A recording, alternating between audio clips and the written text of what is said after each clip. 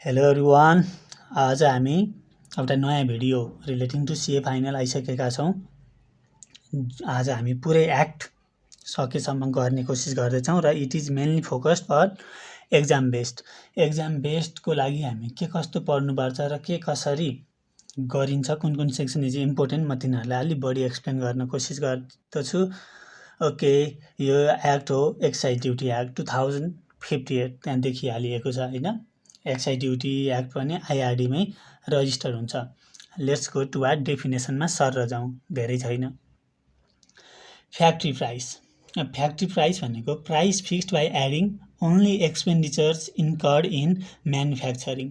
यो भनेको manufacturing cost हो जस्तो लाग्यो, त्यसैले मैले यहाँ कस्ट अफ म्यानुफ्याक्चर भनेर लेखेँ यो आफूले बुझ्नको लागि। Or manufacturing and selling and distributing a product subject to excise duty. जुन सामान, अब एक्साइज ड्युटी नलाग्ने सामानको कस्ट त यहाँ पर्दैन भनेपछि एक्साइज ड्युटी लाग्ने सामानलाई बेच्न, डिस्ट्रिब्युट गर्न, म्यानुफ्याक्चर गर्न लागेको cost plus the profit of the enterprise, र त्यो प्रोफिट पनि जति इन्टरप्राइजले चार्ज गर्छ त्यो पर्छ। र के पर्दैन भन्दा एक्साइज ड्युटी र अरू tax chargeable on such product यिनीहरू चाहिँ त्यहाँ नपर्ने भयो।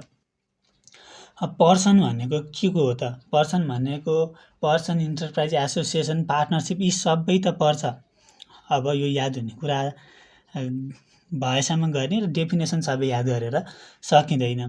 र अर्को याद हुन पर्ने कुरा चाहिँ के छ भने and this term also includes any entity who manufactures or import and sales and distribute. यो चारवटा कुरा चाहिँ याद हुनु पर्यो। Manufacture, import, sales and distribute. त्यस्तो एक्साइज ड्युटी कहीँबाट लाग्ने गुड अर सर्भिसेस जहाँबाट जस्तोसुकै लाग्ने होस्, यिनीहरू म्यानुफ्याक्चर गर्छ, इम्पोर्ट गर्छ। सजिलो छ, इम्पोर्ट गर्छ, म्यानुफ्याक्चर गर्ने भनेको म्यानुफ्याक्चर गर्ने भयो, इम्पोर्ट गर्ने बनाउन सक्दैन, विदेशबाट ल्याउँछ, बेच्छ, डिस्ट्रिब्युट गर्छ भने त्यो भएर तिनीहरूको ब्रान्च, सब ब्रान्च र अरू इन्टिटीहरू पनि त्यहाँ पर्ने नै भयो। प्राइस, अब प्राइस भनेको चाहिँ थाहा पाउँदा राम्रो। फ्याक्ट्री प्राइस भनेको म्यानुफ्याक्चरको केसमा हो, प्राइस भनेको फ्याक्ट्री प्राइस। फ्याक्ट्री प्राइसको डेफिनेसन हामीले यहाँमाथि भर्खरै हेरेको थियौँ। म्यानुफ्याक्चरिङ, सेलिङ, डिस्ट्रिब्युसन र प्रोफिट भनेर होइन। अब सर्भिसको केसमा प्राइस एज पर द इन्भोइसमा जति लेखिएको छ त्यही। अब इम्पोर्टमा चाहिँ यो भ्याटको याद गर्ने है, भ्याटमा जे जस्तो छ त्यही नै याद गर्ने। र इन केस अफ इम्पोर्टको केसमा चाहिँ the price fixed for the purpose of collecting custom tariff. हामीले भ्याटमा के गर्छौँ, पहिला कस्टम लाग्छ, अनि एक्साइज लाग्छ, अनि भ्याट लाग्छ। अब यहाँ चाहिँ एक्साइज ड्युटी लाग्नुभन्दा अगाडिको प्राइस प्लस एक्साइज ड्युटी वा price fixed by custom agent, custom officer plus excise duty, यिनीहरू पर्ने भयो इन केस अफ इम्पोर्ट। अब हामी जाउँ लिकरको नि म डेफिनेसन सर भन्छु। अब लामो छ है। लिकर भनेको एकचोटि भन्दा चाहिँ के भन्नु पर्यो भने त्यस्तो अर्ग्यानिक केमिकल रियाक्सनबाट बनाइएको कुरा हो जसमा 0.5% भन्दा बढी अल्कोहल कन्टेन्ट हुन्छ। यो सबै एक्जाम्पल हो, हामी यो पढौँ। Liquor means an alcoholic substance made by an organic chemical reaction in decayed fruit or starchy material or otherwise हो। अब स्ट्राची म्याटेरियलबाट होस्, डिकेड फ्रुटबाट होस् वा अरूबाट होस् बनाइएको हुन्छ through organic chemical reaction, otherwise having more than 0.5% of alcohol content. के पर्यो त? लिकरमा रक्सी, जाँड, छ्याङ, व्हिस्की, रम, जिन, ब्रान्डी, भोड्का, बियर, वाइन, सेरी, स्याम्पेन, साइडर, पेरी, मिड, यी सबै पर्यो है। अब रेडिमेड लिकर भन्ने छ, यो चाहिँ यतिसम्म याद गर्नै पर्छ। यिनीहरू भनेका आइरहन्छ, यसो अलिअलि खाएको गरे पनि हुन्छ, यो थाहा हुन्छ, 5-7वटा थाहा भइहाल्छ।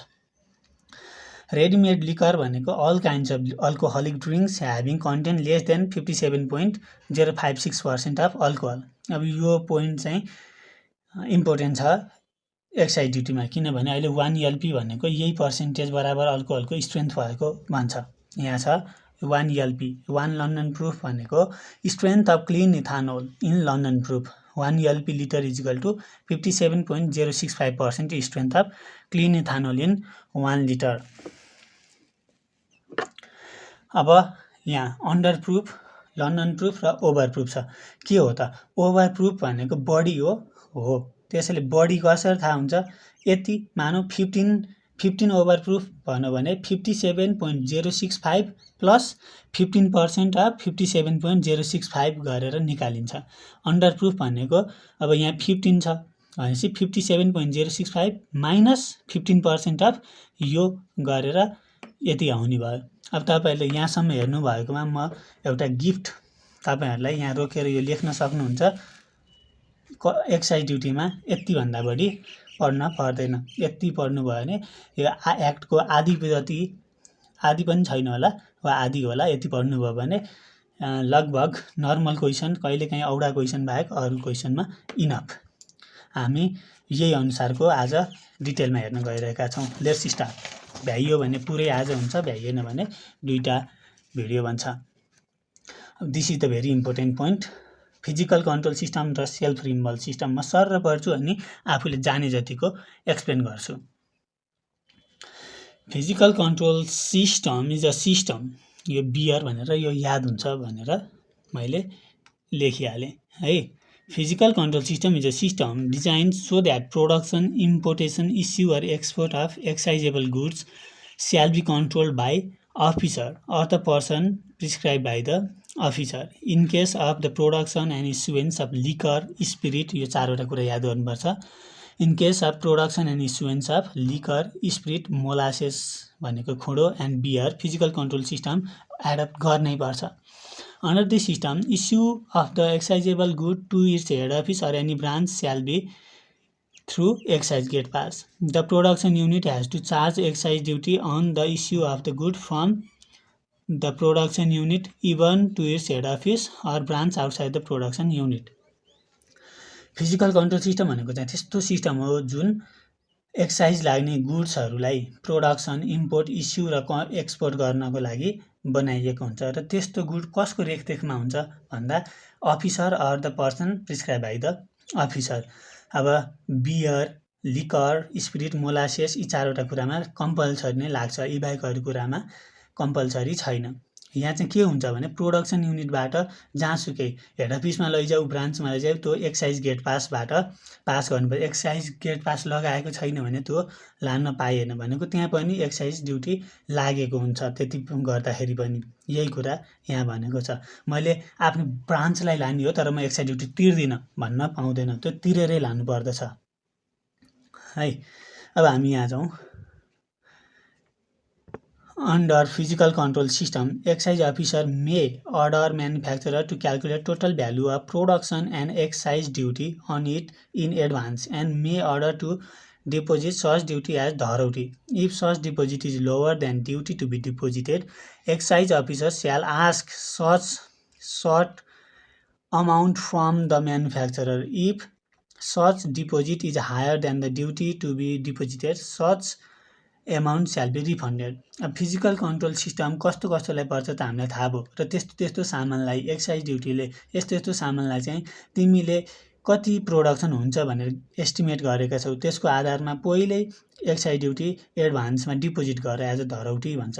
भोलि त्यो ड्युटी कम भयो भने त तिमीले नपुगेको सर्टफल तिरिहाल्छौ, बढी भयो भने तिमीलाई फिर्ता गरिदिन्छु भन्छ। फिर्ता गर्ने नगर्ने उसको कुरो। यति कुरा फिजिकल कन्ट्रोल सिस्टम आएको बेलामा लेख्न पर्यो। अब जाउँ self removal system. Self removal system is a system design so that production एउटै हो है। Production, import, issue and export, मैले यसलाई पाई भनेर लेखेको छु, PIIE है। अब यहाँ PIE भने आई दुईटा। Production, importation, issue or export of excisable good shall be control by other method than physical control system. In case of other than liquor, spirit, molasses, beer, self rimbal system can be adopted. Under this system, the issue to its head office or branch shall not be treated as issue for excise duty purpose. अब यहाँ कुरो त्यही हो, production, import, issue र export नै गर्ने हो तर एक्साइजेबल गुडको लागि। तर फिजिकल कन्ट्रोल सिस्टम बाहेक अरू सिस्टम लाग्ने भयो। केमा लिकर, स्पिरिट, मोलासेस र बियर बाहेक अरूमा चाहिँ self removal system can be adapted, लगाउन सकिन्छ। अब यस्तो सामानहरूमा चाहिँ यस्तो सामानहरूमा चाहिँ हेड अफिसलाई ब्रान्चलाई लानुभन्दा अगाडि कस्टम ड्युटी तिर्नु पर्दैन। तर अब चुरोट, सुर्ती, खैनी, गुट्का, पान मसला भने त यहाँ परेको छैन। लिकर नि होइन, स्पिरिट नि होइन, मोलासेस नि होइन, बियर नि होइन। यस्तोमा पनि सामान लानुभन्दा अगाडि चाहिँ, सामान झिक्नुभन्दा अगाडि चाहिँ एक्साइज ड्युटी काटेर लानुपर्छ भन्ने कुरा गर्छ यहाँ। पढौँ है त। At the time of issuance of cigarette, surti, khaini, gutka, paan masala with or without nicotine and other, यो चाहिँ मैले भनिनँ छु, सिमिलर टोब्याको प्रोडक्ट छ है। ट्याक्स अन सच इस्यु गर्दाखेरि डिपोजिट गरेर लानुपर्छ एन्ड डिमान्ड फर्म पनि भरेर लानुपर्दछ। अब सेक्सन 3 यो एप्लिकेसन अफ एक्साइज ड्युटी। अब एक्साइजेबल गुड कसैले ल्याउने, लाने, बेच्ने, डिस्ट्रिब्युट गर्ने गर्दैछ भने त्यसले एप्लिकेसन लिनुपर्छ, अनिखेर मात्रै त्यस्तो काम गर्न पाइन्छ। Responsibility and collection of excise duty. अब इम्पोर्ट गर्ने केस को हुन्छ? इम्पोर्ट गर्ने केसमा त कस्टम अफिसमा आउँछ भनेपछि कस्टम अफिसले गर्नु पर्यो हो।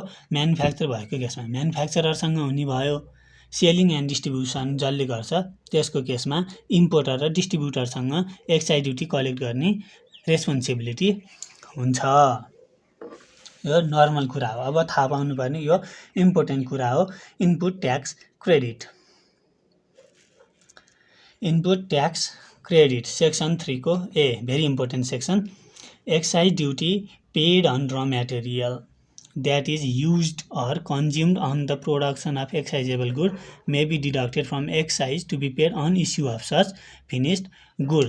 के भन्यो त भन्दा त्यस्तो र मेटेरियल जुनमा एक्साइज ड्युटी तिरेको छ, त्यस्तो गुड कन्ज्युम भएको र युज भएको छ भने हो, त्यस्तो सामान त्यहाँ त्यो र मेटेरियलबाट बनेको फिनिस गुड इस्यु गर्दाखेरि, बाहिर इस्यु हामीले बेच्दाखेरि भनेको छैन है अघिदेखि, issue to its head office or branch wherever हामीलाई थाहा छैन, तर इस्यु गर्दाखेरि एक्साइज ड्युटी तिर्न पर्ने हुन्छ नि हो। त्यो तिर्न परेमा र मेटेरियल युज भएको वा कन्ज्युम भएकोमा मात्रै घटाउन पाइन्छ भनेर भन्छ। तर भनेर यहाँ तर आउँछ। तर त्यस्तो सामान सेल्फ रिमुभल सिस्टममा पर्छ, माथि पढेको सेल्फ रिमुभल सिस्टममा पर्छ, एक्सेप्ट टोब्याको। टोब्याको बाहेक अरू सेल्फ रिमुभल सिस्टम हो भने त्यस्तो फिनिस गुड्स यहाँ बेच्दाखेरि तिर्न पर्ने हुन्छ। यो चाहिँ अब भ्याटको जस्तै केस आउँछ। भ्याटमा किन्दा र बेच्दा हुन्छ नि self removal system, except tobacco, त्यसमा चाहिँ यो लाग्छ। बेच्दाखेरि तिर्न पर्ने एक्साइज ड्युटीमा चाहिँ किन्दाखेरि तिरेको, यहाँ चाहिँ युज होइन कि किन्दाखेरि तिरेको on purchase or import of raw material घटाउनु पाइन्छ। तर अझै एउटा तर छ। तर एक्साइज ड्युटीमा चाहिँ excise duty paid on supporting raw material र प्याकिङ र मेटेरियल यस्तो घटाउन पाइँदैन। यी दुईटामा तिरेको छ भने घटाउन पाइँदैन। द्याट इज कस्टमा गयो, तिनीहरू कस्टमा जोडिनु भयो, घट्ने भएन। यो क्वेसन पनि एक्जाममा आउन सक्छ। कुनै गुड्स ड्यामेज भयो जुनमा हामीले एक्साइज ड्युटी तिरेका थियौँ, damage due to theft, fire, accident, रोइड अर एक्सपायरी भएर लस भयो भने डिपार्टमेन्टले तोके अनुसारको हुन्छ। डिपार्टमेन्टले के तोकेको छ हेरौँ। The excise return to be updated up to the previous period of loss. जुन पिरियडमा लस भयो त्योभन्दा अघिसम्मको त अपडेटेड भइसकेको हुनुपर्दछ। इन सर्ट स्टकको केसमा loss to be claimed within 30 days from the reimbursement of insurance company. इन्सुरेन्सले रिम्बर्स गरेको 30 दिनभित्र हुने भयो र नन इन्सुरेन्सको चाहिँ त्यो लस भएको 30 दिनभित्र क्लेम फाइल गर्नु पर्यो। के सहित त भन्दा पुलिस रिपोर्ट, सर्जिमिन माइनर र एप्रुभड एभिडेन्सहरू सहित 30 दिनभित्र क्लेम फाइल गर्नु पर्यो। एक्सपायरी भएको छ भने एक्सपायरी भएको 30 दिनभित्र एभिडेन्स सहित फाइल गर्नु पर्यो। अनि त्यहाँ एउटा कमिटी बनेको हुन्छ, त्यो कमिटीले दिने नदिने कति दिने भन्ने कुरा गर्छ। 3 को बी इज अल्सो इम्पोर्टेन्ट। म जति इम्पोर्टेन्ट छ त्यति मात्रै भन्छु। 3 को ख एक्साइज ड्युटी के कस्तोमा लाग्दैन त? Excise duty not to be levied. No excise duty shall be charge under the following situations. यहाँ लेखिएको छ एक्सपोर्टमा लाग्दैन, ड्युटी फ्री सप्लाई बेचेको लाग्दैन, तर ड्युटी फ्री सप्लाई अल्कोहल र सिगरेट बाहेक अरू बेचेको छ भने मात्रै लाग्दैन। बोन्डेड वेयर हाउस जसले आफूले ल्याउँछ र बेच्छ यस्तोलाई लाग्दैन। पढी हेरौँ। No excise duty shall be charge on such good or service that are exported outside Nepal भनेको एक्सपोर्टमा कस्टम एक्साइज ड्युटी लागेन, एक्सपोर्टमा एक्साइज ड्युटी लागेन है। Or supply to duty free shop, duty free सपलाई बेचेको पनि त एक्सपोर्ट जस्तै मानिन्छ, त्यसैले ड्युटी फ्री सपलाई बेचेको पनि मानिँदैन, पाइँदैन एक्साइज ड्युटी काट्न। तर अल्कोहल र सिगरेट बाहेक अरू हुनुपर्छ, अल्कोहल र सिगरेट बाहेक अरू हुनु पर्दछ।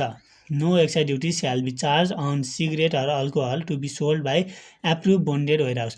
तर अल्कोहल सिगरेट हो यिनीहरू एप्रुभ बोन्डेड वेयरहाउसले डिप्लोमेटिक ड्युटी एजेम्सन त्यस्तो पर्सन वा recommended by ministry of foreign अफेयरले बेचे हुन्छ, त्यस्तोमा कस्टम एक्साइज ड्युटी लाग्ने भएन। अनि यो भ्याटकै कुरा हो, त्यसको क्वालिटी मिट नभएर वा केही कारणले रिइम्पोर्ट गरियो बेचेको सामान, यो सामानलाई 3 महिनाभित्र बनाएर फेरि एक्सपोर्ट गरिन्छ भने यसमा डिपोजिट राखेको हुन्छ, डिपोजिट फिर्ता हुन्छ, सक्यो। अब यहाँ जाउँ, मैले एक्जाम पर्पजको लागि मात्रै भनिरहेको छु। So let's move toward here.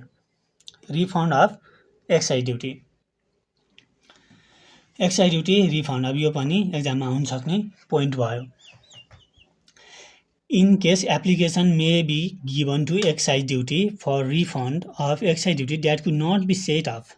In case claim for refund appears to be reasonable upon examination and verification of application for refund of excise duty, the excise officer shall have to refund within 60 days from the date of the claim. अब application दियो, हे मैले त बढी पैसा तिरेको रहेछु, हेर्नु न मेरो त सेट अफ नै हुन सकेन, त्यही भएर मलाई फिर्ता गरिदिनु न भनेर एप्लिकेसन दियो भने अफिसरले एक्जामाइन गर्छ, रिजनेबल छ कि छैन भेरिफाई गर्छ, छ भने एक्साइज अफिसरले 60 दिनभित्र रिफन्ड गर्नु पर्दछ। तर रिफन्ड गर्नमा यहाँ दुईटा कन्डिसन फुलफिल गरेको हुनुपर्छ, they are important for exam purpose. In order to claim for refund, value addition shall be at least by 15% on export of tobacco content good, alcohol content good, पान मसला। Tobacco content र alcohol content गुडमा उता भ्याटमा के थियो, भ्याटमा 10% थियो हो Edison हुनुपर्ने, अब यहाँ छ 15% भ्यालु एडिसन भएको हुनुपर्दछ। र no refund shall be made in case claim for refund is not made within 1 year from the expiry of time limit to file excise return or in a situation when value added has been done. अब भ्याटमा चाहिँ 3 वर्ष छ, यहाँ चाहिँ त्यो return file गर्न पर्ने दिनको 1 वर्षभित्र एप्लिकेसन फाइल गरेको छैन भने रिफन्ड हुँदैन भनेर भन्छ है त। दुईटा कुरो याद गर्नु पर्यो, 1 वर्षभित्र एप्लिकेसन फाइल गर्नु पर्यो र भ्यालु एडिसन टोब्याको र अल्कोहल प्रोडक्टमा 15% एटलिस्ट हुनु पर्यो। अब अरूमा के त भनेर सोध्नुहुन्छ भने अरूमा मलाई नसोध्नु, अरूमा भनेको छैन। अब collection of excise duty section 4, excise duty shall be recovered as follows on the good or service subject to excise duty as per this act.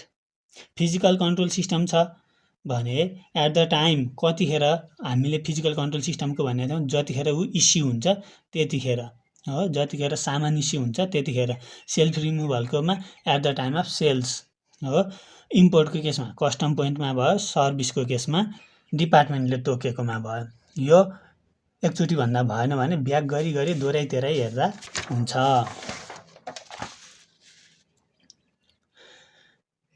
अब सर्भिसकोमा के गर्ने भन्नुहुन्छ भने सर्भिसकोमा डिपार्टमेन्टले तोकेको छ त्यही गर्ने भन्छ। अब responsibility to deposit excise duty, यो पनि लगभग यहाँ 1-2टा कुराहरू छन्, त्यो चाहिँ थाहा हुनुपर्छ, यो बेसिक कुरा हो, थाहा पाउनुपर्छ भनौँ न। अब कसको रेस्पोन्सिबिलिटी हुन्छ त भन्दा नेपालमा सामान बनाएको छन् जसले बनाउँछ उसैसँग रेस्पोन्सिबिलिटी हुन्छ। इम्पोर्ट गरेको छ भने जसको नाम त्यो बिल अफ ल्याडिङमा हुन्छ त्यसैसँग रेस्पोन्सिबिलिटी हुन्छ। यदि कुनै पर्सनले अक्सन एक्सेप्ट गर्छ, कसैले त्यो बेचेको सामान अक्सनको सामान किन्छ भने जसले अक्सनको सामान किन्छ उसैले एक्साइज ड्युटी तिर्न पर्ने हुन्छ हो। ड्युटी फ्री सपबाट किनेको सामान अघि हामीले भनेको थियौँ ड्युटी फ्री सपबाट किन्न मिल्छ।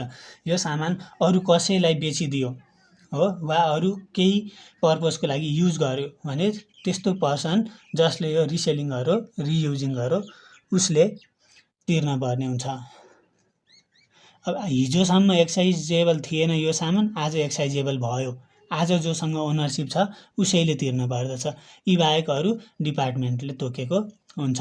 टाइम टु डिपोजिट यो पनि लगभग भ्याटकै जस्तो कुरा हो एउटा केसमा।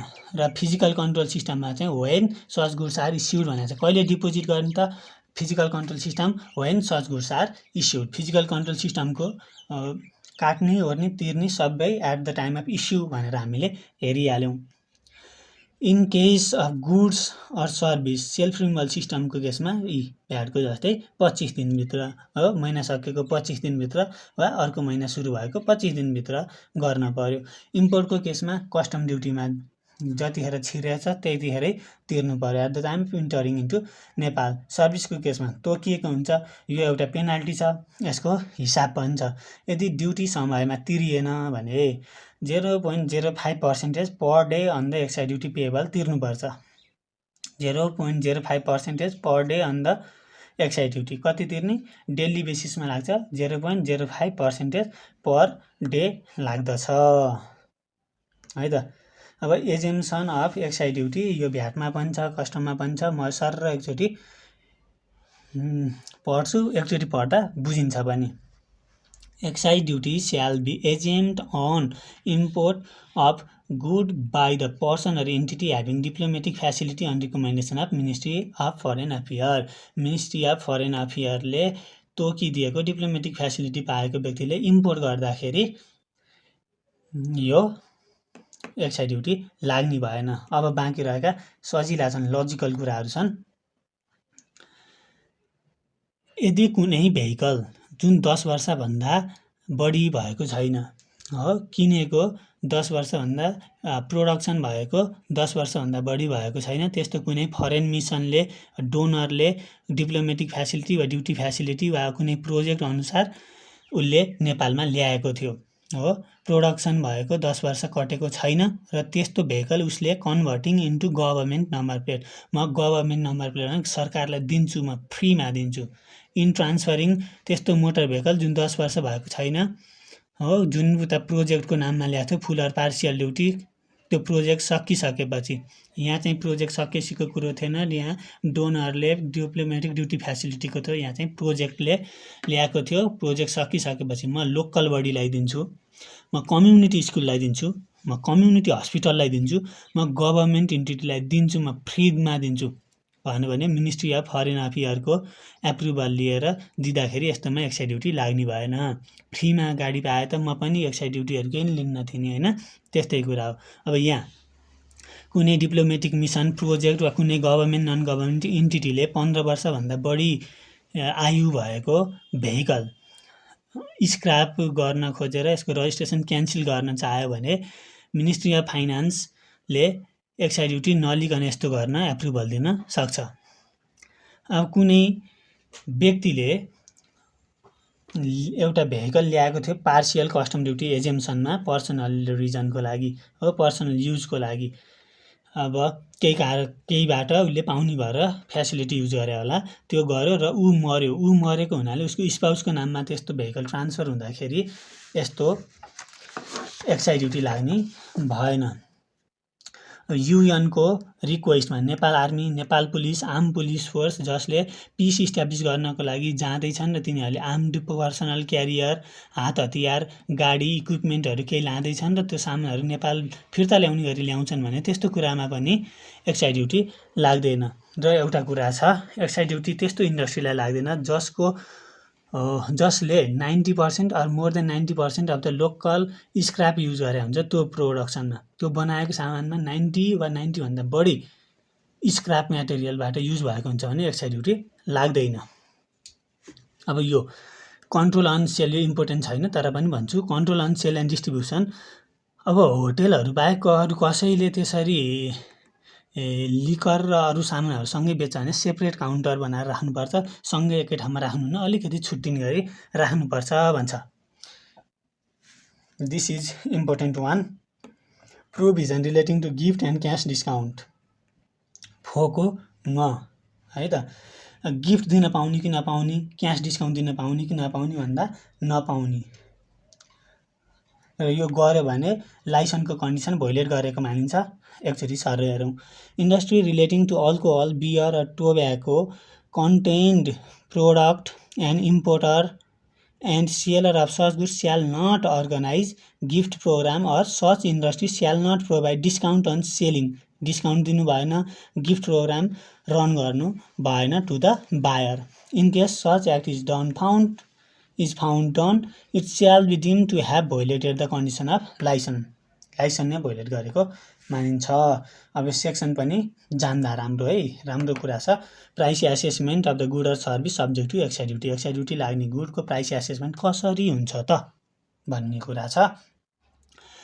Where excise duty is chargeable on the basis of price of good or service to be produced in Nepal, excise duty shall be charged on the basis of following. नेपालमा बनेको छ भने फ्याक्ट्री प्राइस हैन, नेपालमै बनेको छ भने सर्भिसको केसमा selling price of service at the time of selling it, अरूको केसमा डिपार्टमेन्टले तोकेको। For the goods that are to be imported in Nepal, excise duty shall be charge on the price fixed by adding custom duty on the product to be fixed for the purpose of collecting custom duty. Price plus custom duty है। Custom duty कतिमा लाग्छ त्यति price plus custom duty. हामीले यो उता भ्याटमा पनि practice गरिहालेका हुन्छौँ। होइन भने मिल्यो भने सर र एक दुईवटा हिसाब गरेर म पछि हालौँला। एक्साइज ड्युटी सर्भिसमा के हो त भन्दा सर्भिसको by fixing price as per the invoice. यो इम्पोर्टेन्ट पोइन्ट छ। For the purpose of collecting excise duty the excise officer may as per necessity refix the price or fix additional price. चित्त बुझेन भने एक्साइज अफिसरले रिफिक्स पनि गर्न पाउँछ र additional price fix पनि गर्न पाउने भयो। अब यो एक्जाममा आइरहने क्वेसन एकचोटि हेरौँ। एक्साइज रेट दुई टाइपमा लाउन मिल्दछ। त्यो केमा भन्दा स्पेसिफिक रेट हुन्छ। स्पेसिफिक रेट भनेको if excise duty is levied on यो साइज, वेट अर क्वान्टिटी, साइजको हिसाबले, वेटको हिसाबले, क्वान्टिटीको हिसाबले लाग्छ भने स्पेसिफिक रेट। जस्तै एक बोतल बियरमा लाग्छ, एक बोतल रक्सीमा लाग्छ, एक प्याकेट चाउचाउमा लाग्छ, एक प्याकेट सुर्तीमा लाग्छ हो। यो भनेको के हो, साइजमा भयो, वेटमा भयो, क्वान्टिटीमा भयो वा एक बाक्सामा लाग्छ, यस्तो भयो भने स्पेसिफिक रेट भयो। अर्को एड भ्यालोरम भनेको यो चाहिँ प्राइसको बेसिसमा लाग्छ भने, जस्तै गाडी हैन, सबैभन्दा सजिलो। If the excise duty is levied based on यस price it is known as ad valorem. Expenses shall be identified based on the expenses incurred on that product. This includes consumption of raw material, overhead expenses and normal loss. Price of excise duty means the cost of producer without including his profit. है, price for excise duty भनेको चाहिँ यहाँ चाहिँ प्रोड्युसरको profit बाहेक अरूको cost भन्छ। एक्जाम्पलको लागि भेहिकलमा लाग्छ एड भ्यालोरम, पेन्टमा लाग्छ, प्लास्टिक आइटममा लाग्छ, मार्बलमा लाग्ने भयो। यो चाहिँ याद गर्न पर्छ। Important for the exam purpose. Provision relating to licence नलिकन कसैले पनि एक्साइज ड्युटी लाग्ने सामान import, manufacture, issue, distribute, sell गर्न पाउँदैन। यो हामीले उता सेक्सन 3 मा पनि हेरेका थियौँ हो। No one shall manufacture, import, sell or store a product subject to excise duty or deliver service subject to excise duty without obtaining licence. अब लाइसेन्स नचाहिने मान्छेहरू पनि छन्। लाइसेन्स रिन्यू गर्नुपर्ने कुरा छ। रिन्यू कतिचोटि गर्न पाउने, कति म एकैचोटि 5 वर्ष गर्छु भनेर पाउने कि नपाउने, त्यो सबै कुराहरू यहाँ छन्। इम्पोर्टेन्ट सेक्सन हो। यो कुरो इम्पोर्टेन्ट छ, यो इम्पोर्टेन्ट छ, यो इम्पोर्टेन्ट छ, प्लस यो इम्पोर्टेन्ट छ। यहाँ तलको कुराहरू है म भन्दै जान्छु। तर it is not required to obtain the licence to import. There was some disturbance. Diplomatic फ्यासिलिटीबाट गभर्मेन्ट अफ नेपालले दिन्छ भने, अब डिप्लोमेटिक फ्यासिलिटीलाई नेपाल सरकारले राइट दिएको छ भने यसले लाइसेन्स लिनु परेन हो।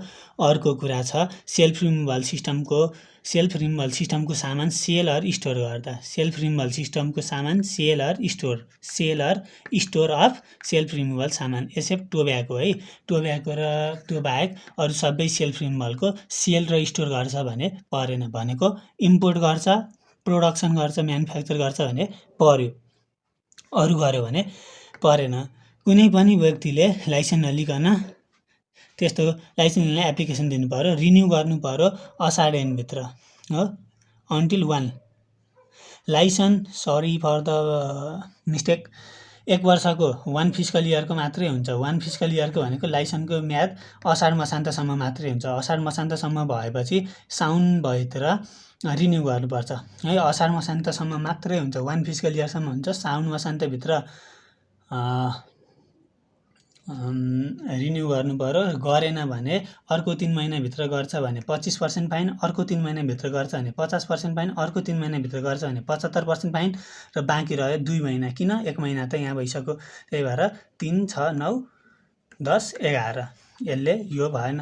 अर्को लास्ट 2 महिनामा गर्छ भने 100% अफ द लाइसेन्स फी जति तिर्नुपर्छ त्यसको 100% फाइन लाग्ने भयो। हेर्नु 25, 50, 75, 100 है। एकैचोटिमा 3 वर्षसम्मको फिस्कल इयरको म रिन्यू गर्छु भन्न पायो। अब रिन्यू कसले गर्नु पर्दैन त भन्दा, रिन्यू गर्न पर्दैन production of goods under self removal or service. Self removal सिस्टममा पर्ने गुड्सको प्रोडक्सन गर्छ वा जसले सर्भिस दिन्छ त्यस्तोले चाहिँ रिन्यू गर्नु परेन। तर सेल्फ रिमुभलमा हामीलाई थाहा छ टोब्याको रिलेटेड प्रोडक्टलाई त्यस्तो राइट दिँदैन। इम्पोर्टेन्ट थियो, हामीले पढौँ पनि। अब यहाँ जाउँ, सस्पेन्सन अफ लाइसेन्स। मलाई केही काम परेर मैले त्यस्तो काम नगर्ने भएँ वा केही समयको लागि मलाई सस्पेन्ड गर्न पर्ने भयो भने holder gives up carrying on transaction मैले एप्लिकेसन दिन्छु। त्यस्तो कुरा भएको 15 दिनभित्र एप्लिकेसन दिन्छु। त्यस्तो कुरा हेरेर अब एक्साइज ड्युटीले पनि एप्लिकेसन भएको 15 दिनभित्र डिसाइड गर्छ। अब यो मेरो सस्पेन्ड भएपछि मैले रिन्यू पनि गर्नु पर्दैन, एक्साइज रिटर्न पनि भर्नु पर्दैन। मैले सस्पेन्ड गरेको लाइसेन्स फेरि म काम गर्छु, मलाई देऊ न भन्दाखेरि एप्लिकेसन दिन्छु। एप्लिकेसन दिएपछि उसले मलाई दिन्छ। यतातिर नजाउँ। क्यान्सलेसन अफ लाइसेन्स, यो पनि अलिकति इम्पोर्टेन्ट छ। कन्डिसनहरू के छ त लाइसेन्स क्यान्सल गर्ने हेरौँ त। If the terms and restriction specified in the लाइसेन्समा टर्म एन्ड कन्डिसन भनेको भोइलेट गर्छ भने, पब्लिक इन्ट्रेस्टको अगेन्स्टमा हुन्छ जस्तो लाग्छ भने हो एक्साइज ड्युटी नै तिर्दैन, रिन्यू पनि गर्दैन, कम्पनी नै बन्द गर्यो वा एप्लिकेसन फर क्यान्सलेसन गर्न हो। एप्लिकेसन दियो, लाइसेन्स होल्डर वाइन्ड्स अप छ, बिजनेस नै उसले छोड्या छ, रिन्यू नि गर्दैन, पैसा नि तिर्दैन, पब्लिक वेलफेयरको अगेन्स्टमा छ, term and condition given in the licence meet गर्दैन भने। अब effect of cancellation, licence cancellation गर्यो रिन्यू नगरिकन वा आइआरडीले क्यान्सल गर्यो भने के हुन्छ त भन्दा, त्यहाँ जति स्टक राखिएको छ नि त्यो स्टकमा एक्साइज ड्युटी तिर्नु पर्दछ। कतिमा? मार्केट भ्यालुमा बेचेको मानेर तिर्नुपर्ने हुन्छ। अब एक्साइज ड्युटी तिरेन भने आइआरडीले त्यस्तो सामानलाई अक्सन गरिदिन्छ। अक्सन गरेर ल भाइ यति हो एक्साइज ड्युटी, बाँकी रहेको पैसा तँलाई भनेर उसले दिने भयो। Excise return to be submitted, 25 दिनभित्र बुझाउने भन्ने हामीले बुझ्यौँ। एक्साइज ड्युटीलाई इलेक्ट्रोनिक, नर्मली इलेक्ट्रोनिक नै हुन्छ, ट्रान्जेक्सन होस् नहोस् बुझाउनु पर्दछ। Account to be maintained, section 10 को ख, यो पनि इम्पोर्टेन्ट नै छ। अब उसले एक्साइज अफिसर आएर चेक गर्न खोज्छ भने त्यो बेलामा अपडेटेड एकाउन्ट हुनुपर्छ। एक्साइज अफिसर आइसकेपछि ल म तयार गर्छु है, होइन, तयार हुनु पर्यो। आएपछि ट्याक्क दिनलाई के रेकर्ड त भन्दा सजिलो छ। Production of excise good or service हो। प्रोडक्सन भएपछि के हुन्छ, कि त स्टक बस्छ कि सेल्स बस्छ। यहाँ रिलेसन लाउने हो भने सजिलो छ है। यहाँ र मेटेरियल र एक्जिलरी र मेटेरियल किन्न पर्यो, कतिमा किन्ने, कति क्वान्टिटी किन्ने, कति कन्जम्सन भयो, कति क्लोजिङ स्टक भयो, प्रोडक्सन भयो, सेल्स भयो, त्यही नै हो। Production of excisable good or service, sale of excisable good or service, a statement disclosing price and quantity of purchase, कति पर्चेस गरिएको थियो, क्वान्टिटी, प्राइस, कन्जम्सन कति भयो, क्लोजिङ स्टक कति छ, र मेटेरियलको एक्जिलरीको कतिको छ, कति युज भयो एक्साइजेबल गुड अर सर्भिसमा भन्ने हेर्नु पर्यो। एक्साइज अफिसरले purchase book, inventory book, issuance book, sales book, inventory book यिनीहरू सर्टिफाई गरिदिन्छ हो र लाइसेन्स होल्डरले 6 वर्षसम्म यस्तो रेकर्डहरू सेफली मेन्टेन गर्नुपर्ने हुन्छ। भिडियो 1 घन्टाभन्दा बढीको हुने जस्तो भयो, सो यसलाई 2टा भिडियो बनाउनु पर्ने भयो। This is part 1। Thank you for being with me until here. र हामी सेकेन्ड भिडियोपछि एउटा हिसाब गरेर पनि हेर्छौँ, नर्मल हिसाबहरू पनि हामी गर्छौँ है त। धन्यवाद। हामीले एक्साइज ड्युटीको पार्ट 1 लगभग आधीभन्दा बढी सकाइसकेका छौँ। अब पार्ट 2मा हामी बाँकी रहेका एक्टसँग related which are important for exam त्यसलाई फोकस गर्दै we are going to start this video. हामी सेक्सन 10 को घमा आइपुगेका छौँ, जसको नाम छ excise officer may assess excise duty. यो भनेको भ्याटहरूकोमा पनि हामीले यो कुराहरू पढेका छौँ, के रहेछ त भन्ने कुरा हेरौँ। Under any of the following situations, excise officer may assess excise duty if excise return is not submitted in time. कहाँ पढे जस्तो लाग्यो, यो भ्याटको सायद 20मा छ कि 18मा छ यो कुरा सेक्सन है। एक्साइज रिटर्न टाइममा बुझाइएन भने, इन्कम्प्लिट अर इरनियस रिपोर्ट बुझाइयो भने, फल्स रिटर्न बुझाइयो भने हो, अनि if there is a reasonable ground to believe that excise duty has been understated or shown incorrectly, excise duty कम देखाइएको छ वा इन्करेक्ट देखाइएको छ वा त्यस्तो कुनै रिजनेबल ग्राउन्ड छ हामीलाई थाहा त्यहाँ प्रुफ भेट्टाइयो अन्डर इन्भोइसिङ गरेर बेचिएको छ भन्ने कुरा। अब यी दुईटा कुरा चाहिँ यसमा बढी छन्। इनपुट आउटपुट रेसियो चाहिँ तोकिएको हुन्छ हो, त्यो तोकिएको अनुसार छ कि छैन, पुगेन भने पनि एसेस गर्न सक्छ। If input output ratio of production of any good or service subject to excise duty under this act is specified and such input output ratio is not met, तोकिएको छ तर त्यो रेसियो मिट भएन भने।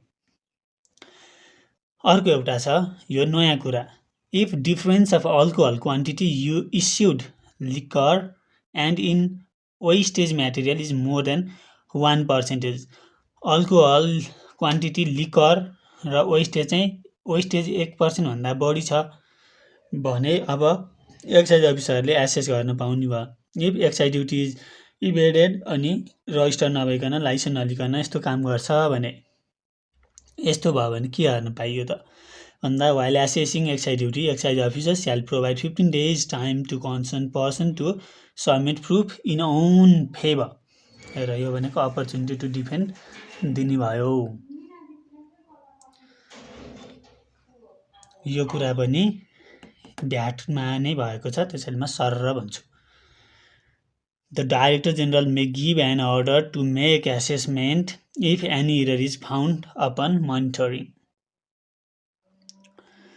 For the purpose of assessment of excise duty or examination of excise return submitted, the excise officer shall have the following rights: to inspect concerned good, place, document, account and record related to excise duty liability। Excise duty लायबिलिटीसँग related ठाउँ, document, place, account, रेकर्डहरू हेर्न पाउँछ excise अफिसरले। to search the place of transaction or other place if there is ground for suspecting to have evidence of offense or to seal such place। यो offence गरेको छ तर यसको प्रुफ चाहिँ यो ठाउँमा लुकाएको छ भन्ने लाग्छ भने त्यो ठाउँ सर्च गर्न पाउँछ, सिल गर्न पाउँछ। to demand the information from the person who prepares document, record, account while discharging his duty or who makes the entry on those documents। जसले त्यो डकुमेन्ट, रेकर्ड, एकाउन्ट बनाएको हुन्छ उसँग इन्फर्मेसन माग्नु पर्यो। to take possession of any document, books and record that are in place of transaction or in related place or to transfer them in other place। अब यो document, book, record place of ट्रान्जेक्सनमा छ वा अरू प्लेसमा छ जहाँ छ त्यहाँबाट पोजिसनमा लिन पाउने भयो। To carry out audit of excise duty in the place of transaction or office or any other place appropriate. अब एक्साइज ड्युटी अडिट गर्ने भयो। to demand an information in related to transaction of excisable good and service from bank and financial institution or any person. कुनै पर्सनसँग bank and financial इन्स्टिट्युसनसँग उसको record इन्फर्मेसनहरू माग्ने भयो। अब यहाँ एउटा कुरा भनिएको छ, यदि अघि हामीले स्ट्यान्डर्ड तोकिएको छ भनेका थियौँ, यहाँ तोकिएको स्ट्यान्डर्ड मिट भएन भने के हुन्छ त भन्दा त्यो वेस्टेजले कुन चाहिँ हाइएस्ट क्वालिटीको सामान कति बन्थ्यो हो त्यही हाइएस्ट क्वालिटीको सामान बन्यो मानेर हाइएस्ट रेट लगाएर फाइन क्याल्कुलेट गरिन्छ। If it appears that production is less than the recovery level specified, the production of highest quality liquor to be produced by such industry shall be deemed to have been made from such different quantity of ethanol, spirit or ENA. अब यो यहाँ दिएको छ minimum power, minimum recovery, यो याद गरेर सकिँदैन। मेरो मेन फोकस एक्जाम बेसिस हो, त्यसैले यतातिर गइँदैन। The producer, if finds the recovery is lower than the prescribed above, it should collect the reason for the short recovery and evidence to justify it and should submit application to IRD for waiver of the short recovery. अब प्रोड्युसरले थाहा पायो कम उठाएर रहेछ भनेर, किन कम production भयो त भनेर उसले रिजन हेर्नु पर्यो। त्यो रिजन हेरेपछि आइआरडीलाई एप्लिकेसन दिनु पर्यो, हे हेर्नु न कम भएछ, मलाई वेभ गरिदिनु न, छोडिदिनु न एक्साइज ड्युटी भनेर दिनको लागि। If the waiver is not granted, it shall be deemed assumed that the producer has produced the highest quality of the liquor from the material. The quantity so deemed to be produced shall be calculated as follows. अब web दिएन, छुट दिएन भने highest quality of liquor बन्यो त्यो म्याटेरियलबाट भनेर tax लगाइन्छ। अब कति हो त भन्दा क्वान्टिटी हाइएस्टमा कति लाग्छ भन्दा स्ट्यान्डर्ड माइनस एक्चुअल हुनपर्ने माइनस भएको, यो भनेको सर्टफल हो। यसले चाहिँ हाइएस्ट क्वालिटीको सामान बन्यो भन्ने मानेर हाइएस्ट रेट जुनमा लाग्छ। मानौ एउटाबाट बियर नि बन्छ, यो बन्छ, यो बियर बन्छ, 4वटा बियर बन्ने रहेछ, यो बियरलाई 100 रुपियाँ पर बोतल लाग्छ, यो यतिलाई 300 लाग्छ, यतिलाई 400 लाग्छ, यतिलाई 1000 रुपियाँ लाग्दो रहेछ एक्साइज ड्युटी भने। अब यसले यो भन्यो 1000 रुपियाँवाला बन्यो भनेर हामीले 1000 इन्टु डिफ्रेन्स क्वान्टिटी लगाउँछौँ। अब यो recovery of duty excise, due excise duty 10 यो पनि भ्याटको जस्तै हो, डिट्टु नै त्यही नै हो है। अब कम छ भने कहाँबाट उठाउने त, पहिला सुरु हामीले हेर्छौँ एक्साइज अफिसरले नै तिर्न बाँकी छ कि, सबैभन्दा पहिला त्यही हेर्ने भयो। आफैले तिर्न बाँकी छ भने आफूबाट तिराउने भयो। अर्को government of Nepal, local bodies, corporate bodies owned by government of नेपालहरूले तिर्न बाँकी छ कि त्यो हेर्ने, त्यहाँ छ भने त्यहाँबाट लिने भयो। by causing to deduct from interest held by the person in bank, finance or other institution. यस्ता इन्स्टिट्युसनहरूमा उसले पैसा राखेको छ भने अब यस्तोबाट पनि हे उसलाई नदे मलाई दे भनेर भन्न सक्छ। इम्पोर्ट, एक्सपोर्ट र अदर ट्रान्जेक्सनहरू विथ होल्ड गरिदिन सक्छ। मुभेबल, इमुभेबल प्रपर्टी सिज गरिदिन सक्छ। यो सिज गरेको एसेटहरूलाई अक्सन गरेर बेच्न सक्छ र पैसा उठाउन सक्छ।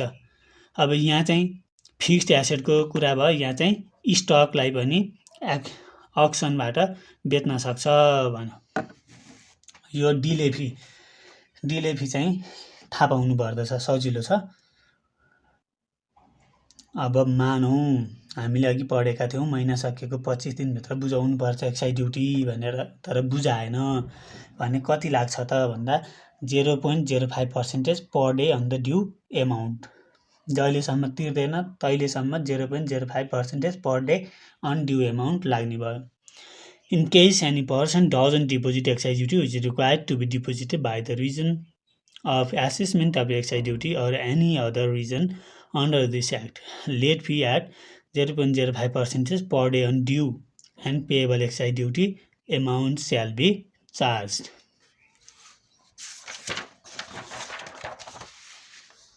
अब यहाँ रिवार्ड हेरौँ। रिवार्ड सेक्सन 14 थाहा पाइराख्ने सजिलो छ। रिवार्ड, यदि कसैले एक्साइज ड्युटी छलिरहेको छ वा छल्न गइरहेको छ भन्ने कसैलाई थाहा भयो र उसले इन्फर्म गरिदिन्छ र समात्यो भने कति रिवार्ड दिने त? 10% रिवार्ड दिने। 10% of amount in controversy to the informer. इन्फर्मरलाई 10% दिने। यदि इन्फर्मरले गुड पनि सिज गरेर एक्साइज अफिसमा ल्याएर दिन्छ भने उसलाई 20, इन्फर्मेसन मात्र दिन्छ 10, सामान पनि सिज गर्छ र यहाँ ल्याएर दिन्छ भने 20%, सामान मात्र सिज गर्दैन उसले त मान्छेलाई पनि समातेर ल्याएर हामीलाई दिन्छ विथ प्रुफ भने सबै काम अरूले गरिदियो भने उसलाई चाहिँ 30% दिने। प्रोभाइडेड ड्याट, अब एकजना भन्दा बढी इन्फर्मेन्ट छ भने तिनीहरूलाई प्रपोर्सनेटली बाँडिदिनु पर्दछ। If any employee or police upon having a clue arrest a person along with seized goods, तिनीहरूलाई चाहिँ 25% अफ एमाउन्ट इन कन्ट्रोभर्सी दिने। यो चाहिँ हामीले पनि देखिरहेका हुन्छौँ। इम्प्लोइले वा पुलिसले त्यस्तो मान्छेलाई समात्यो, सामानसहित समात्यो भने त्यस्तो मान्छेलाई 25% अफ एमाउन्ट अफ कन्ट्रोभर्सी दिइन्छ। यो नेपालमा लगभग देखिरहेको सुनिरहेको केस हुन्छ। तर इफ ओन्ली गुड आर सिज, यहाँ त एरेस्ट पर्सन भयो भने 25, तर पर्सनलाई एरेस्ट गर्दैन सिज मात्रै भयो भने 25% अफ द भ्यालु अर त्यो चाहिँ 15,000 भन्दा बढी हुनु हुँदैन भन्छ। भनेपछि यो त इम्प्लोइहरूलाई गाह्रो छ। इम्प्लोइहरूलाई त मान्छे नसमात्यो भने 15,000 मात्र पाउने भए। त्यही भएर नेपालमा के गर्छन् भने अब म पुलिस भएँ, म पुलिसको हाकिम भएँ भने अब मेरो बुढीलाई, मेरो बाबुआमालाई यो इन्फर्मेन्ट बनाएर मैले यहाँ 10, 20, 30 खाने भएँ। नेपालमा चाहिँ यो चलिरहन्छ। अब पेनाल्टी चाहिँ म याद गर्न भन्दिनँ। पेनाल्टी चाहिँ एउटा कि दुईवटा याद गर्नुपर्ने छ, त्यो मात्रै याद गरौँ। यहाँ छ एउटा, जसले हेल्प गर्छ उसलाई 50%। The utensils use directly or indirectly with the offence, tools, machines, equipment and motor vehicle use to manufacture or make a product or service shall also be seized. कुनै युटेन्सिलहरू डाइरेक्टली इन्डाइरेक्टली युज भएको छ, त्यो अफेन्ससँग related machine इक्विपमेन्टहरू छ भने त्यस्तोलाई सिज गर्नुपर्दछ। अब एक्जाममा आउने क्वेसन यहाँ छ, तर in case where the person who commit such offence uses a motor vehicle on hire, आफ्नो होइन साउको चलाउँछ है, and uses it in such act without permission of the owner of the vehicle, ओनरको पर्मिसन नै छैन। अब छ भने पनि पर्मिसन छ भन्न भएन, किनभने भेहिकल सिज हुन्छ। Such vehicle shall be सिज्ड। अब पर्मिसन ओनरको छैन, हायरमा लिएर ड्राइभरले चलाइरहेको छ, ओनरको पर्मिसन नलिकन यस्तो एक्ट गर्न युज गर्यो भने त्यस्तो भेहिकल सिज हुँदैन। But the owner of the vehicle shall be punished with a fine of 25,000 rupees and the driver shall be punished with imprisonment of for a term not exceeding 3 months or with a fine up to 15,000 or both। यो चाहिँ nature of offence हेरेर गाडी साउलाई 25,000, ड्राइभरलाई 3 महिना jail or 15,000 or both तिराउन सकिन्छ। तर त्यो vehicle हायरमै छ, भाडामै चलाइरहेको छ, तर साउ आफैले चलाएको छ, ड्राइभरले होइन कि ड्राइभर इज इक्वल टु साउ छ भने अब त्यस्तो भेहिकल सिज हुने भयो। यहाँ चाहिँ अब घाटा लाग्ने भयो साउलाई है। अब एक्साइजको यहाँ हेरौँ, लगभग सबैमा 100%, 100%, 100%, 100% छ। यो म अहिले भन्छु रिफिक्स द प्राइस। अब अघि हामीले हेरेका थियौँ एक्साइज अफिसरले प्राइस रिफिक्स गर्न पाउँछ, त्यो बेलामा 100% कम उठ्यो कि 100% यहाँ लगाइहाल्यो। एक्साइज ड्युटी अलिकति कम उठ्यो कि 100% फाइन लगाइहाल्यो।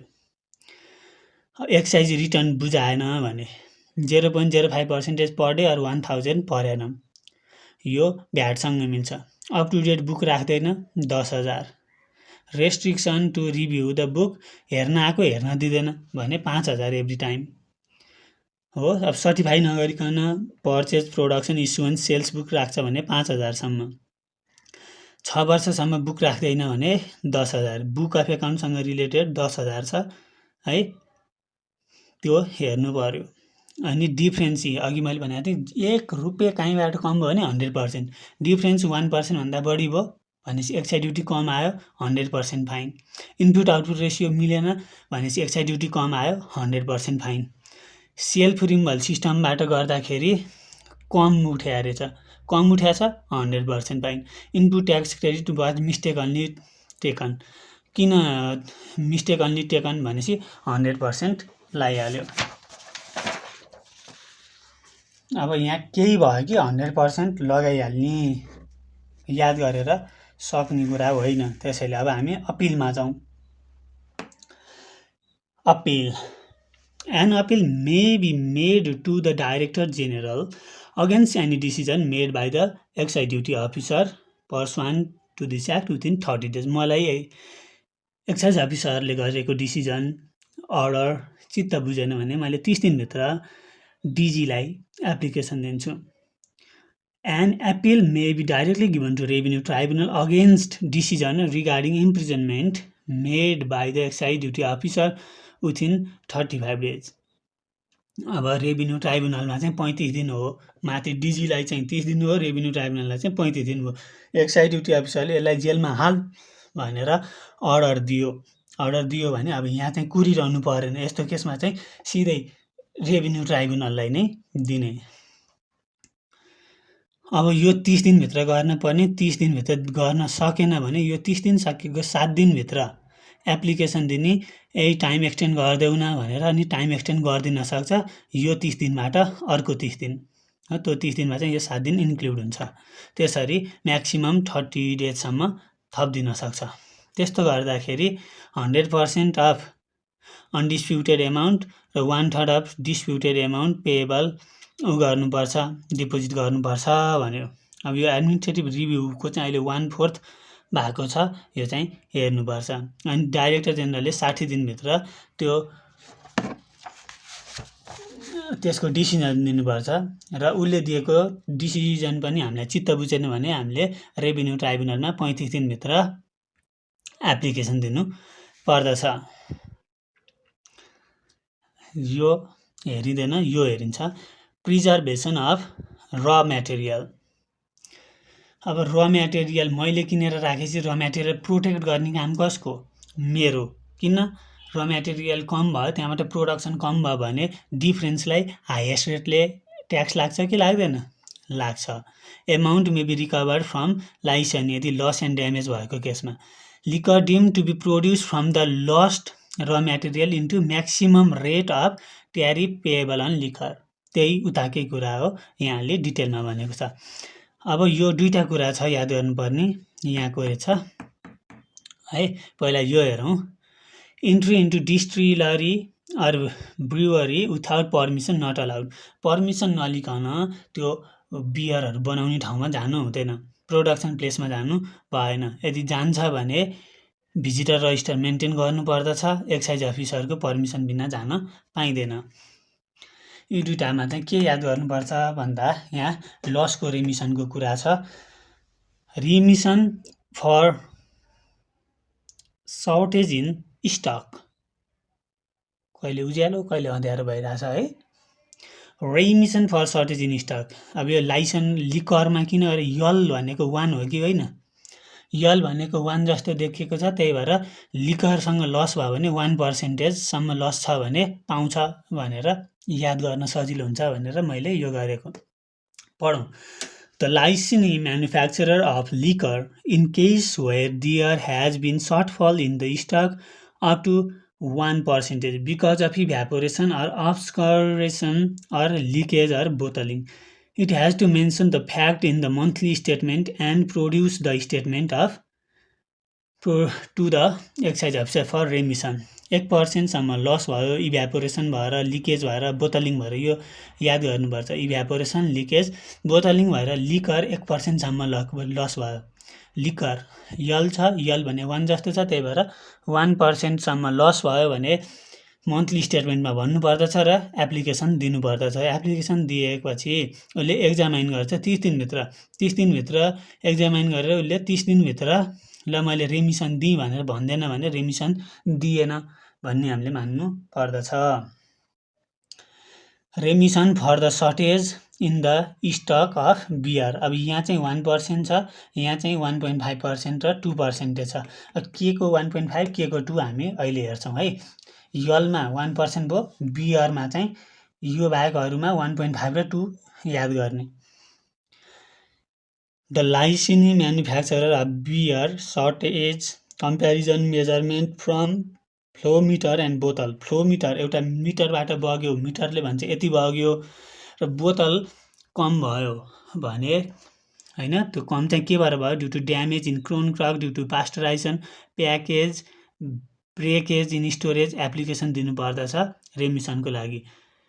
अनि उसले 30 दिनभित्र एप्लिकेसन आएको 30 दिनभित्र एक्जामाइन गर्छ। एप्लिकेसन आएको 30 दिनभित्र एक्जामाइन गरेर रेमिसन दिने कि नदिने भन्छ। दिएन भने माथि के छ, यो अहिले अघि मिस्टेक भयो कि क्या हो, यो चाहिँ उसले एप्लिकेसन दिएको 30 दिनभित्र है, मैले 30 दिनभित्र एप्लिकेसन दिने भने जस्तो लाग्यो, त्यो होइन रहेछ। एप्लिकेसन दिन्छ, एप्लिकेसन दिएको 30 दिनभित्र उसले डिसिसन दिनु पर्दछ, दिएन भने दिएन भन्ने मान्नु पर्यो। अब नर्मल केसमा 1.5, यहाँ के भनेको थियौँ, दुईटाको फरक, त्यो फ्लो मिटरबाट बगेको र बोतल भएको फरक छ भने 1.5 सम्म दियो। तर ड्यामेज इन क्रोन क्रक छ भने 2% सम्म दियो। तर ड्यामेज इन क्रोन क्रक छ भने 2% सम्म दियो। तर ड्यामेज इन क्रोन क्रक छ भने 2% सम्म दियो। यी दुईटाबाट लगभग आउने चान्स बढी नै हुन्छ। हामी सकिने बेलामा आइसकेका छौँ। यिनीहरू पढ्दैनौँ हामी। यो प्राइस डिस्क्लोज गर्नुपर्छ, होलसेल प्राइस कति, रिटेल प्राइस कति, डिस्ट्रिब्युसन प्राइस कति, चेन्ज इन डिजाइन र क्वालिटी भयो भन्दैमा त्यसलाई नयाँ ब्रान्ड भन्न मिल्दैन क्यारे के हो। If the producer or importer desires to change the design and quality of the beer, desire to produce new brand, prior approval लिनु पर्दछ। यो एक्साइज स्टिकर आइआरडीबाट लिने, हरेक बोतलमा, हरेक प्याकेटमा, हरेक सिगरेटको, हरेक खैनीको, हरेक बियरको बोतलमा, यिनीहरूमा एक्साइज स्टिकर लगाउनु पर्छ। एक्साइज स्टिकर च्यातेको ओरेको लाउनु हुँदैन। यो ट्याक्स पेयर र अफिस वा आइआरडीबाट हामीले किन्नु पर्दछ भनेर यहाँ भनिएको छ। अब यी बाहेक क्वेसन आयो भने के गर्ने त भन्ने कुरामा जाउँ एकचोटि।